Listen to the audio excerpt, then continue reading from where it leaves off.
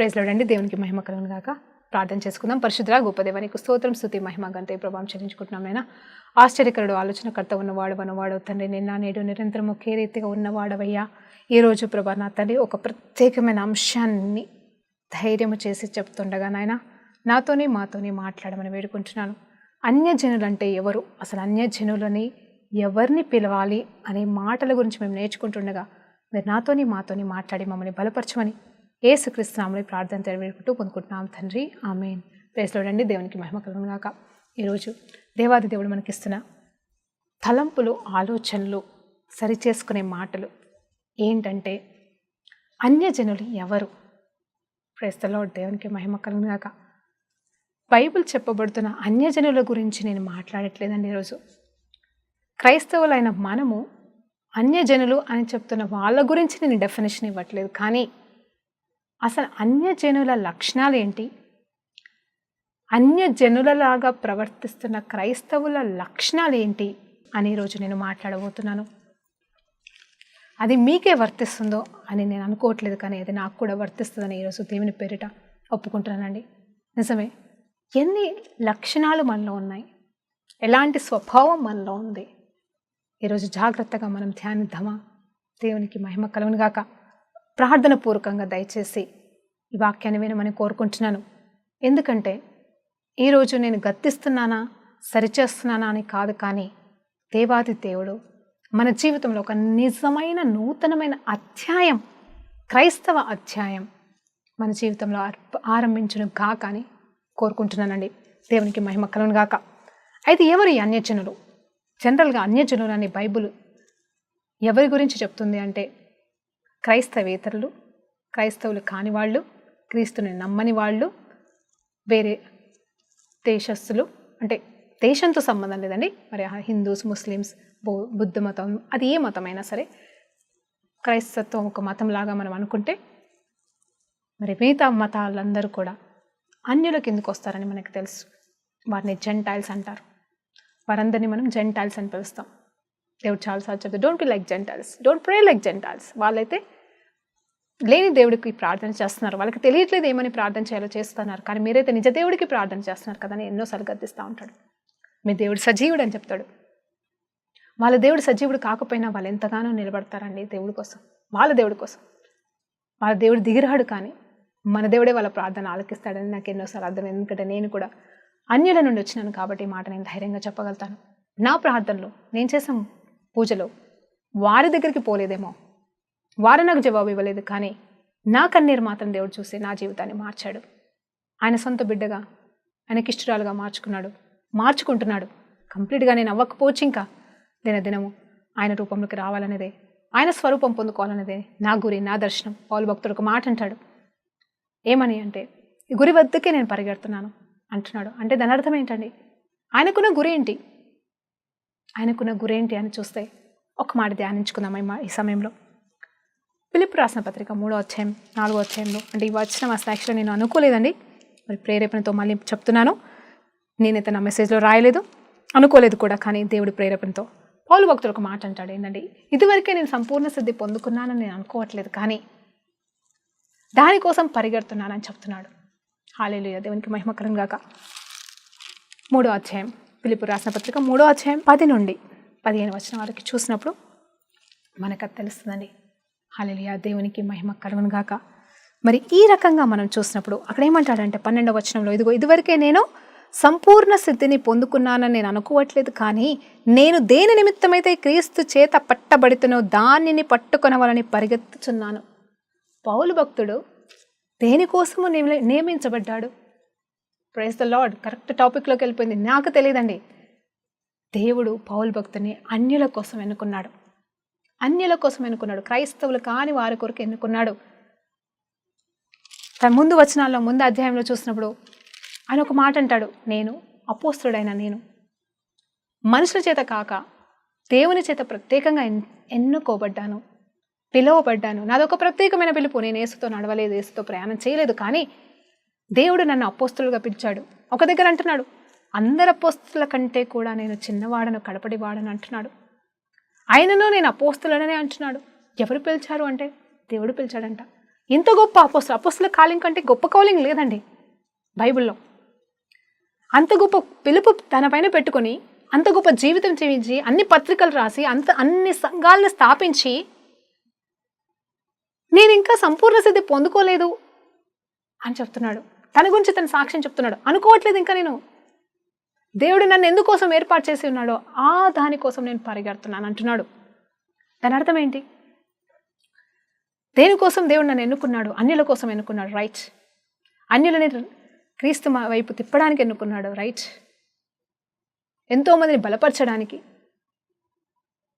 కానీ ఇక్కడ సంపూర్ణ సిద్ధి అనేది ఎలా వస్తుందండి? మన రూపం, మన స్వరూపం, మన తలంపులు.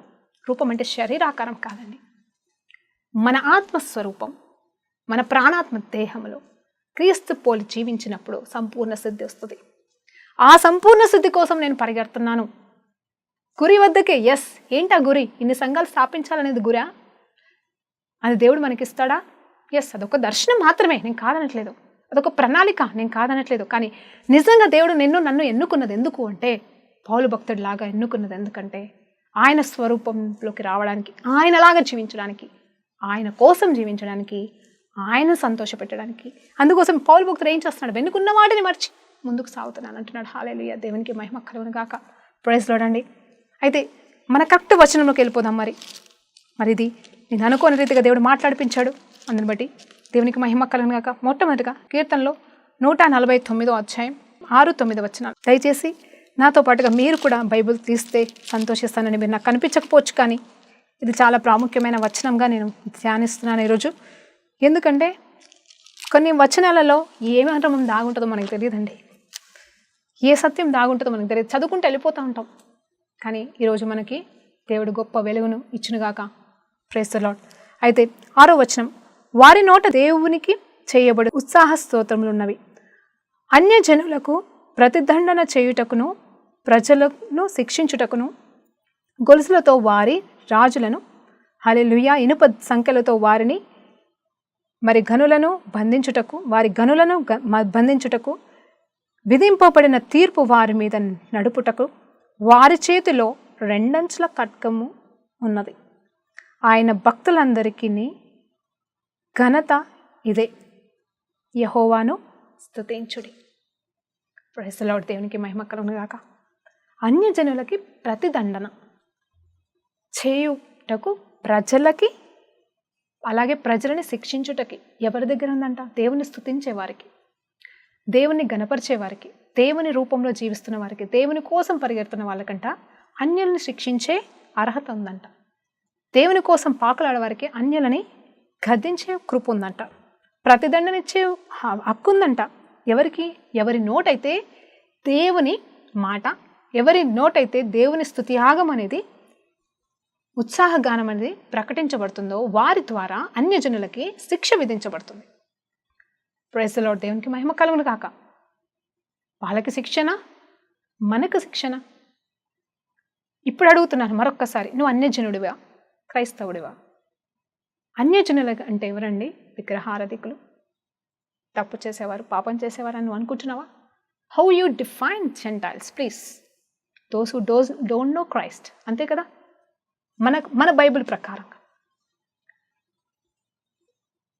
కానీ మనము క్రైస్తవులమైన మనమే భయంకరమైన పాపంలో జీవిస్తూ, అన్యుల కంటే భయంకరంగా జీవిస్తూ, కుళ్ళులతో, కుతంత్రాలతో, పాపముతో, వ్యభిచారాలతో. ప్రైజ్ ది లార్డ్ అండి. మనం చదివే ప్రతి పత్రికలు చూస్తే అక్కడ కొన్ని మాటలు ఉన్నాయి. కొన్ని పత్రికలలో పత్రికలు ఎప్పుడు కూడా బలపరచడానికి, ధైర్యపరచడానికి, సరిచేయడానికి, అన్ని రకాల ఎమోషన్స్తో కూడిన పత్రికలు మనకు తెలుసు. దేవుని మాటలు కూడా అవే. సద్దికలతో, పరిసేలతో మాట్లాడుతూనే ఉంటాడు, సరిచేస్తూనే ఉంటాడు. ఎందుకు సరిచేయాల్సిన అవసరం ఏముంది అంటే, గురి. హల్లెలూయా, గురి. వాట్ ఈస్ దట్ గురి? దేవుడు నాకు ఇచ్చిన గురి ఏంటంటే ఆయన స్వరూపంలోకి మార్చబడ్డాం. అవును, గత కొన్ని వారాలుగా, కొన్ని రోజులుగా నేను తీర్మానం తీసుకున్నానండి, మనుషుని సరిచేసే అంత దాన్ని నేను కాదు, సరి చేసుకోవాల్సిన బాధ్యత మనకుంది. అవునండి, దేవుడు ఏమైనా అర్హత ఇచ్చాడు? అన్యజనులను శిక్షించడానికి, వాళ్ళని ప్రతిదండన వారికి చేయడానికి మనకి హక్కు ఇచ్చాడంట. అంటే కొడదామా పోయి? వాళ్ళు కదండి మనల్ని కొడుతున్నారు సువార్త ప్రకటిస్తున్నామని. ఇక్కడ అది కాదు నేను చెప్పాలనుకుంటుంది ఏంటంటే మన జీవితాన్ని మార్చుకుందామని చెప్తున్నాను. తర్వాత చూస్తే ఏముందంటే ఇక్కడ రెండంచెల ఖడ్గమంట. చూడండి, ఆ అన్యజనులని దండించడానికి ఆయన బిడ్డలమైన మనకి, ఆయన బిడ్డలని పిలువబడుతున్న వారికి ఉన్న ఆయుధాలు ఏంటి అంటే వారి చేతిలో, ఆయుధాలు అంటే చేతిలోనే ఉంటాయి కదండి, రెండంచుల ఖడ్గం ఉన్నదంట. రెండంచుల ఖడ్గం అంటే ఏంటండి? వాక్యం, బైబిల్. రెండంచుల ఖడ్గం ఉంది. ఆయన భక్తుల యందు ఘనత ఇదే. ఆయన భక్తులకు ఉండే ఘనత ఇది ఏంటంటే దేవుని స్తుతి వారి నోట. అన్యజనులు అయితే దేవుని దూషిస్తారు, మనమైతే దేవుని స్తుతిస్తాం. మా దేవుడు గొప్ప దేవుడు, నా యేసయ్యనే దేవుడు. ఎస్, మనకు ఆ రోషం ఉంది. క్రైస్తవుడా, మా దేవుడే నిజమైన దేవుడు, ప్రతి ఒక్కరికి సత్యం తెలుసు కదా. కానీ ఎస్, నీ దేవుడు గొప్ప దేవుడు. కానీ నీ దేవుడిని సంతోషపెట్టే రీతిగా నువ్వు ఉన్నావా? Praise the Lord. దేవునికి మహిమ కలుగును గాక. What is the greatest miracle అండి? What is the greatest miracle? చచ్చిపోయిన వాళ్ళని లేపడమా? అద్భుతాలు, సూచక్రియలా? Yes, needed. అవన్నీ కావాలి. అపోస్తలు వెళ్ళినప్పుడు, వాళ్ళు ప్రార్థించినప్పుడు, సువార్త బోధించినప్పుడు వారి నీడ సైతం అద్భుతాలు చేసింది, వారి బట్టలు సైతం అద్భుతాలు చేసి. యేసుప్రభు కాదండి, యేసుప్రభు శిష్యులు 12 మంది మాత్రమే కదా, ఇంకెంతోమంది చేశారు. మనకి బైబిల్లో రికార్డ్ చేయవల్ల. తర్వాత వాళ్ళు కూడా ఉన్నారు. తర్వాత మనకు తెలిసి ఎంతోమంది దైవజనులు 19s పుట్టిన వాళ్ళు, 18s పుట్టిన వాళ్ళు, వాళ్ళ ద్వారా కూడా గొప్ప గొప్ప అద్భుతాలు జరిగినాయి. ఇప్పుడు కూడా జరుగుతున్నాయి, మనం చూస్తున్నాం. దేవునికి మహిమ కలుగును కాక. కానీ అది నిజంగా గొప్ప మిరాకిలా? గొప్ప మిరాకిలా? ఆ అద్భుతం ద్వారా నిజంగా మనిషి మారుతున్నాడా? మారతాడా? కరోనా వచ్చిందండి, కరోనా మన జీవితాన్ని మార్చిందా? దేవునికి మహిమ కలుగును గాక. ప్రైజ్ ది లార్డ్ అండి. నేనేమంటున్నానంటే, ఒక వ్యక్తి రక్షణలోకి రావడం కంటే గొప్ప అద్భుతం ఇంకొకటి లేదు. ఒక వ్యక్తి రక్షణ మార్గంలోకి నడిపించబడుట కంటే ఇంకొకటి లేదు. అన్యజనులను దండించడానికి దేవుడు మనల్ని ఎన్నుకోలేదు, అన్యజనులని శిక్షించడానికి దేవుడు మనల్ని ఎన్నుకోలేదు. కానీ అన్యజనులని సరిచేసి, వారికి సత్యబోధ చేసి మన మార్గంలోకి నడిపించడం అనేది దేవుని ప్రణాళిక. దానికోసము వారిని ఖండించడానికి, వాళ్ళ ఆత్మని ఖండించడానికి, వాళ్ళ ప్రాణాన్ని ఖండించడానికి, వాళ్ళకి గద్దించడానికి దేవుడు మనకిచ్చిన ఆయుధమే వాక్యం అనే ఖడ్గం, రెండంచుల ఖడ్గం. ఈ వాక్యంతో మనము వాళ్ళతో మాట్లాడాల్సిన వారిగా ఉన్నామో, ఆ వాక్యము మనం చెప్పినప్పుడు పరిశుద్ధాత్మ దేవుడు వారి అంతరంగంలో కార్యం చేసినప్పుడు వారి జీవితాలు బాగుపడతాయి. ఎస్, అద్భుతాల ద్వారా వాళ్ళు మార్చబడుతున్నారు. ఆ అద్భుతాలని బట్టి దేవుని తెలుసుకొని రక్షణలోకి వస్తున్నారు. నామకార్థ క్రైస్తవులు అనే పేరు ఎందుకు వచ్చిందో, కానీ ఆ పేరు ఎందుకు పెట్టారో నాకు తెలియదు, ఎవరు పెట్టారో నాకు తెలియదు. ఆ పేరుని బట్టి నాకు ఆశ్చర్యం వేస్తూ ఉంటుంది. Let that be removed from this world. ఆ పేరు క్రైస్తవ లోకంలోకి కొట్టివేయబడను గాక యేసునామంలో. క్రైస్తవులమండి, మళ్ళీ నామకార్థ క్రైస్తవులు ఏంటండి అంటే అలా జీవిస్తున్నామనే కదా. పేరుకు మట్టుకి క్రైస్తవులు, దాని అర్థం ఏంటి? నామకార్థ క్రైస్తవులు అనే పేరు చాలా బాగుంది పలకడానికి, వినడానికి. పేరుకు మట్టుకి క్రైస్తవులు, కానీ క్రైస్తత్వం కనబడి లోకంలో ఉన్నాము, క్రైస్తత్వం చూపించలేకపోతున్నాము. అప్పుడు నీకు లేకపోతే వేరే వాళ్ళకి ఎలా ఇస్తావు? If you don't have, how can you give others?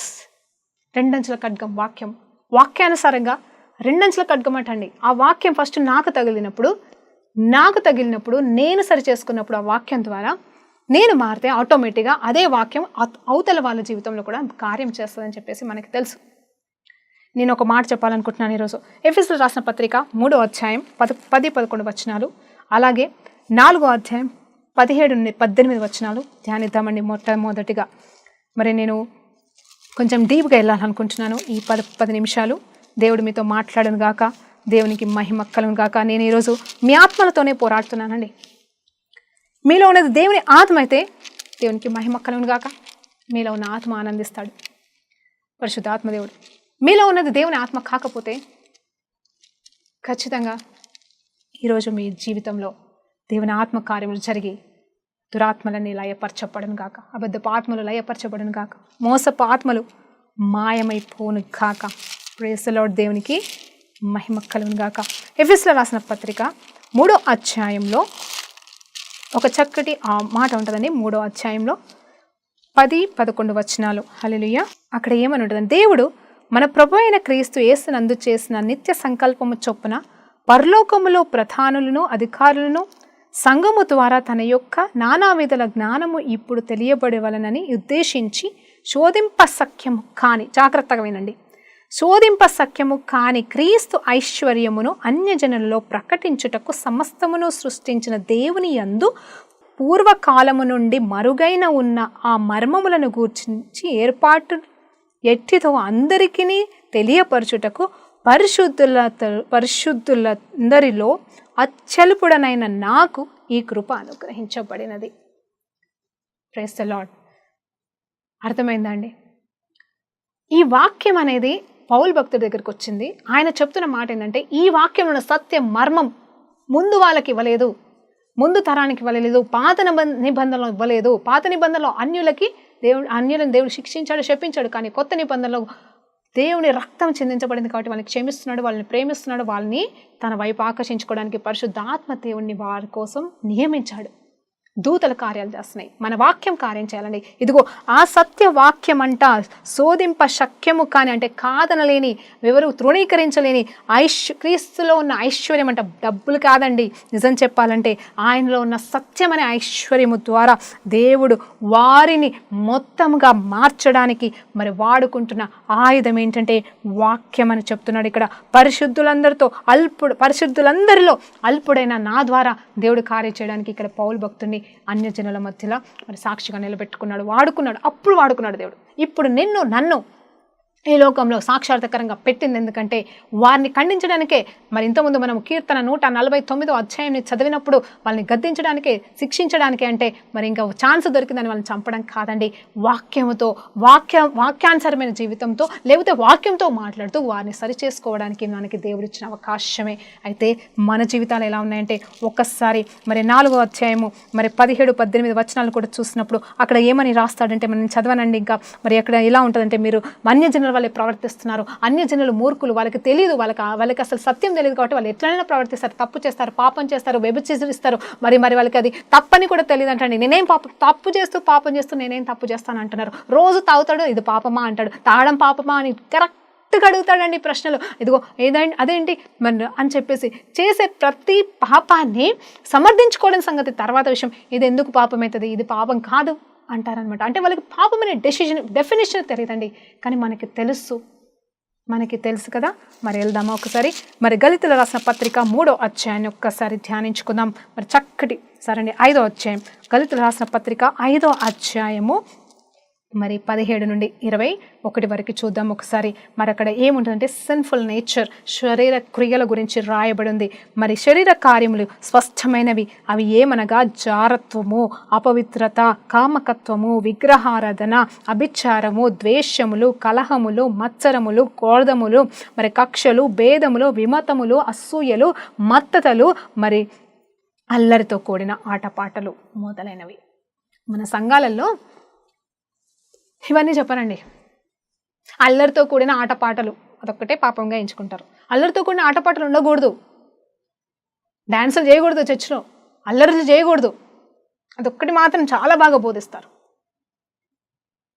కానీ అసలు అర్థం కాని విషయం, జారత్వం ఏంటి అండి, అపవిత్రత ఏమిటండి, కామకత్వం, 3 కూడా వ్యభిచారానికి సంబంధించినవి కదా. ఒక్క వ్యభిచారం అనే మాట ఇస్తే అయిపోతుండే కదా. అక్కడ 3 డిఫరెంట్గా వర్ణించాల్సి వచ్చింది. చూడండి, ఆ పాపాలు ఎన్ని, 15 పాపాలు ఉన్నాయి ఇక్కడ. 15 శరీర క్రియలు ఉన్నాయి. శరీర క్రియలు అండి ఇవి, ఆత్మక్రియలు కాదు, శరీర క్రియలు. మన శరీరంలో ఉండే సహజమైన లక్షణాలంట ఇవి 15 ఉన్నాయి. ఇవి నీలో నాలో ఉండకూడదని దేవుడు చెప్తున్నాడు. నువ్వు క్రైస్తవుడు అయితే ఇవి వేర్లతో పాటుగా పెరిగి వేయబడాలా. ఎలా? వాక్యమైన ఖడ్గం ద్వారా. అన్యజనులలోకి అసలు ఇదంతా పాపం అని తెలియదు. కొంతమందికి తెలిసేమో, కొంతమందికి తెలియదు. హల్లెలూయా, దేవునికి మహిమ కలుగును గాక. తర్వాత చూడండి, ఈ విగ్రహారాధన నేను చేయను, నేను వ్యభిచారం చేయను, నేను అబద్ధం చెప్పను అంటున్నావా? మంచిది, నువ్వు గొప్ప సేవకుడివి, గొప్ప క్రైస్తవుడివి. ద్వేషములు, కలహములు, మత్సరములు, ఇవన్నీ ఏంటండి మళ్ళీ పర్యాయ పదాల్లాగా రాస్తున్నాడు ఇక్కడ. అన్నీ కూడా కలహాలే, ఒకే పదానికి ఇన్ని వచనాలు, ఇన్ని మాటలు, ఒకే మీనింగ్ అదంతా కూడా. అసూయలు, కక్షలు, కుళ్ళులు, కుతంత్రాలు, ఇవన్నీ అసలు ఒక్క మాటలో చెప్పొచ్చు. పగ, ప్రతీకారం, ఒకరికొకరు పడకపోవడం, అదంతా ఇవన్నీ. వీటికి ఒక 4-5 పదాలు రాశాడు పరిశుద్ధాత్మదేవుడు. ఎందుకు? ఇలాంటి లక్షణాలు అన్యుల్లో ఉంటాయి, వాళ్ళకి తెలీదు. కానీ నీలో నాలో ఉన్నాయా? ఉన్నాయి, నాలో ఉన్నాయి, మీలో ఉన్నాయి. మార్చుకుందామా? ఎట్లా మార్చుకుంటావు? వాక్యంతో. ముందు వాక్యం మనల్ని ఖండిస్తే మనం ఇతరుల్ని ఖండించగలం. వాక్యం ముందు మనల్ని సరిచేస్తే ఇతరుల్ని మనం సరిచేయగలం. ఒక మాట గుర్తుకొస్తుందండి, దేవుని వాక్యం. మన కంటిలో దూలాన్ని పెట్టుకొని అవతల కళ్ళలో ఉన్న చిన్న నలసను తీయాలని చూస్తున్నావా? తీర్పు తీర్చకు, తీర్పు తీర్చబడతావని యేసుప్రభు వారు చెప్తున్నారు. నువ్వు ఎవరిని తీర్పు తీరుస్తున్నావు? సంఘాలనా, సేవకులనా? ఆ స్వభావం నాలో ఉందండి. ఈ వాక్యం మీ దగ్గరికి, నా దగ్గరికి వచ్చిన తర్వాత మీ దగ్గరికి వస్తుందండి. నేను సరి చేసుకోవడానికి ప్రయాసపడుతున్న సమయంలో, దేవా నేను ఎట్లుండాలి నాకు బోధించు, నేను నీ ఏరియాలో నన్ను సరిచేయి. నేను అవును, చాలా భయంకరమైన పరిస్థితుల రోజుల్లో మనం ఉన్నాం. అసూయలు, కక్షలు భయంకరమండి. ఒక్కరి అభిషేకం అంటే ఇంకొకరికి ఇష్టం లేదు, ఒకరికి అభిషేకం ఉందంటే ఇంకొకరికి పడదు, ఒకరికి ఒక వరం ఉందంటే ఆ వరాన్ని బట్టి ఇంకొకరికి అసూయ. క్రైస్తవ లోకం, క్రైస్తవులం, సంఘ నాయకులం, డినామినేషన్లో ఉన్నాం, ఇండిపెండెంట్ చర్చ్లో ఉన్నాం, అది ఏ చర్చ్ అయినా సరే, ఇవన్నీ మన సంఘంలో ఉంది, మనలో ఉంది. హల్లెలూయా, దేవునికి మహిమ కలుగును గాక. నేను క్లుప్తంగా ఎందుకు స్ట్రాంగ్గా మాట్లాడుతున్నాను ఈరోజు అంటే, స్ట్రాంగ్గా అంటే లైక్ చెప్పే విధానంగా నేను చెప్తున్నాను. ఎంతగా బైబిల్లో రాయబడిన మాటలు ఎందుకండి మన జీవితంలో ఉండాలా? ఉండకూడదు. ఇవన్నీ శరీర క్రియలంట. శరీర క్రియలు ఉండకూడదు. శరీరానుసారంగా నడిచేవాడు నా పాత్రుడు కాదు, నా బిడ్డ కాదు, నా వారసుడు కాదని క్రీస్తు చెప్తున్నాడండి. నువ్వు నామకార్థ క్రైస్తవుడవా, పరిశుద్ధ క్రైస్తవుడవా, నాకు అవసరం లేదు. నువ్వు క్రైస్తవుడివైతే దయచేసి ఇవన్నీ నీలో ఉంటే, నేను క్రైస్తవుడిని, ఐఎమ్ ఏ క్రిస్టియన్ అని మాత్రం చెప్పుకోకూడదు. మీ ఐడెంటిటీ మీరు చెప్పుకోకండి. That is not at all your identity or my identity. We will change that. మనం మార్చుకోవడానికి ప్రయత్నించాలని ఈరోజు దేవుని నామంలో కోరుకుంటున్నాను. చూడండి, తర్వాత క్లియర్గా ఉంది. తర్వాత వచనాలు ఇవైతే మనం ధ్యానిస్తాం. ఈ 9 ఉన్నాయి. ఏంటవి? 5వ అధ్యాయం 22 నుండి 24 వచనం వాళ్ళకి చూసినప్పుడు, మన ఆత్మలో ఏముందంట? ఆత్మఫలం ఏమదనగా, చూడండి, దయాలత్వం, ప్రేమ, సంతోషం, సమాధానం, దీర్ఘశాంతము, దయాలత్వము, మంచితనము, విశ్వాసము, సాత్వికము, ఆశా నిగ్రహం. 9. అవి 15, ఇవి 9. ప్రైజ్ ది లార్డ్, దేవునికి మహిమ కలుగును గాక. ఈ 9 అయితే మంచిగా చాట్ చేస్తాము క్రిస్టియన్స్ ఇళ్ళల్లో. వీటి వచనాలు ఉంటాయి, బోల్డ్ పెద్దగా ఉంటాయి, రాసుకుంటాము, బోధిస్తాము. కానీ ఈ లక్షణాలు మనలో ఉంటున్నాయా? ఇది బోధిస్తున్నాము, చెప్తున్నాము, కానీ ఈ లక్షణాలు మనలో ఉన్నాయా? మంచితనం ఉందా? నీలో మంచితనం, ఈ 9 ఫలాలు నీలో ఉంటే ఆ 15 మీలో ఉండవు పక్కా. ఈ 9 మనలో ఉంటే ఆ 15 మనలో ఉండవు, పారిపోతాయి అవే. నువ్వు ప్రయాసపడినక్కర్లే, దానికోసం ఉపవాసం ఉండి నీ శరీరాన్ని నలగొట్టుకోనక్కర్లా, తలకాయ కొట్టుకోనక్కర్లా, బూడిదలు పూసుకోనక్కర్లా, నిన్ను నువ్వు శిక్షించుకోవాల్సినలా. ఈ 9 ఫలాల్ని నువ్వు నీలోనికి తెచ్చుకోగలిగితే ఈ 15 నీ నుండి పారిపోతాయి, అవే పారిపోతాయి. నీకు తెలీదు, నువ్వు ఒకవేళ నిజంగా వీటి కోసం ప్రయాసపడితే అవి పారిపోతాయి. ఇవి మనలో సాధనం కావట్లేదు, ఇవి మనం నిరూపించుకోలేకపోతున్నాము, వీటికి అపోజిట్లోనే జీవిస్తున్నాం, వాటిలోనే జీవిస్తున్నామండి. వాటిలోనే అవే తలంపులు, ఆలోచనలు, పాపము, అసూయలు, కక్షలు అయితే భయంకరంగా ఉన్నాయి. వ్యభిచారాలు తక్కువ ఉండొచ్చేమో క్రైస్తవ లోకంలో, కానీ 2 భాగాలుగానే ఉన్నాయండి ఇవి. ఈ 15 అంశాలని 2 భాగాలే. ఒకటి రిలేషన్స్, ఒకరి పట్ల ఒకరికి ఉండే మనస్తత్వం, కోపం, పగ, కుళ్ళు, కుతంత్రాలు, నీ పట్ల నాకు, నా పట్ల నీకు. అండ్ ఇంకొకటి శరీర వాంఛలతో కూడిన వ్యభిచారం, కామకత్వం, అవన్నీ కూడా శరీరంతో చేసే పాపాలు. ఈ రెండో భాగం హృదయంతో చేసే పాపాలు. ఈ రెండు భాగాలుగా విభజించబడిన ఈ పాపాలు నీలోనికి వెళ్ళి నాలోనికి వెళ్ళాలి అంటే యేసు రక్తం మనల్ని కడుగుతుందండి పక్క. ఆయన అందుకే కార్చబడ్డాడు, ఆయన అందుకే నల్లగొట్టబడ్డాడు, ఆయన అందుకే వెల చెల్లించాడు. కానీ నువ్వు ఇష్టపడితే, నేను ఇష్టపడితే, ఇవి నాలో ఉన్నాయని ఒప్పుకుంటే, ఇవి రాసుకోండి గోడల మీద దయచేసి. మీ బెడ్రూమ్లో, మీ ఇంట్లో ఇవి రాసి ఇవి ఉండకూడదు అని ఇట్లా కొట్టిపడేయండి. ఆ కొట్టి పడేసే చాటు గోడ మీద పెట్టుకొని అది నా దగ్గరికి రాకూడదు. నీకంటే నిజమే, నేను ఎందుకు చెప్పాలనుకుంటున్నానంటే మాట, అది ఉందని నీకు తెలుస్తలేదు. ఎదురుగా పెట్టుకుంటే అది కనిపించినప్పుడు అమ్మో ఇది ఉంది, నాలో ఉందా అని పరిశీలించుకుని దాని నుండి పారిపోవాలని చెప్తున్నాను. మనలో ఉండవలసినవి ఈ 9 లక్షణాలు. ఈ 9 లక్షణాలు ఉంటే అవి ఉండవు. సో అవి రెండు పక్క పక్కన పెట్టుకోండి. కనీసం ఇది చూసినప్పుడు వెంటనే బోర్డు తిప్పేసుకోండి, అంటే చూపు తిప్పుకోండి. ఆ రీతిగా మనం ప్రయాసపడదాం. Let's try. ఎందుకు లెట్స్ ట్రై. ఒకటి మనం ప్రిపేర్ అవుతాం ఎగ్జామ్కి. పెద్దవాళ్ళైతే ప్రమోషన్స్కి ప్రిపేర్ అవుతారు, చిన్నవాళ్ళైతే ఎగ్జామ్స్కి ప్రిపేర్ అవుతారు. రాకపోతే వదిలేస్తామండి? పిల్లలు వదిలేస్తే మనం వదిలేస్తామా? వాళ్ళకి నేర్పించదాక వదిలిపెట్టంగా. టీచర్స్ అనే వదిలిపెడతారేమో, పేరెంట్స్ వదిలిపెట్టట్లేదు ఇప్పుడు పిల్లల్ని. Because of the online classes నేర్పించాలా. ఎందుకంటే పక్కనే మమ్మీ ఉంటుంది. మమ్మీ పక్కన పిల్లోడిని ఏమన్నంటే మమ్మీ పరుగు పోతుంది అక్కడ. సో నేర్పించాల్సిందే, నువ్వు నేర్పించుకోవాల్సిందే. అంతకుముందు ఏమైందని మా పిల్లల్ని కొట్టొద్దని వెళ్ళేవాళ్ళు. హల్లెలూయా, దేవునికి మహిమ కలుగును గాక. మా పిల్లల్ని ఎందుకు కొడుతున్నారని వాళ్ళు. ఇప్పుడు తెలుస్తుంది పిల్లల్ని ఎందుకు కొడతారో. టీచర్స్ పిల్లల్ని ఎందుకు కొడతారో. మార్క్స్ రాకపోతే అడుగుతారు, కొట్టిందన్నారు. ఇప్పుడు తెలుస్తుంది. ఆ లాక్డౌన్ ఆన్లైన్ క్లాసెస్ ద్వారా వాళ్ళ పిల్లల స్థితి వాళ్ళకి అర్థమవుతుంది. వాళ్ళే ఎక్కువ కొడుతున్నారు పేరెంట్స్ కంటే, టీచర్స్ కంటే ఎక్కువ. ఎందుకు? వాళ్ళకి రావాలని చెప్పేసి. ఇప్పుడు నిజంగా ఈ వాక్యం అనే 2 అంచెల ఖడ్గం మనం అన్యజనులుగా ఉన్నాము అని చెప్పేసి ఈరోజు జ్ఞాపకం చేస్తున్నాను. మనం అన్యజనుల్లాగా ఉండకూడదు. దయచేసి వాళ్ళే మంచిగా ఉన్నారు, రేపు రెండో రాకడ వస్తే వాళ్ళు విడవబడతారనుకుంటున్నావా? అన్నీ తెలిసిన మనం విడవబడతాం. 7 ఏళ్ల శ్రమ కాలంలోకి వెళ్తాం. ఏమి తెలియని వాళ్ళని దేవుడు పరలోకానికి తీసుకెళ్ళిపోతారని పక్కా ఎత్తబడే గుంపులో ఉంటారు. ఎందుకంటే వాళ్ళకి తెలియదు, సత్యం తెలియదు.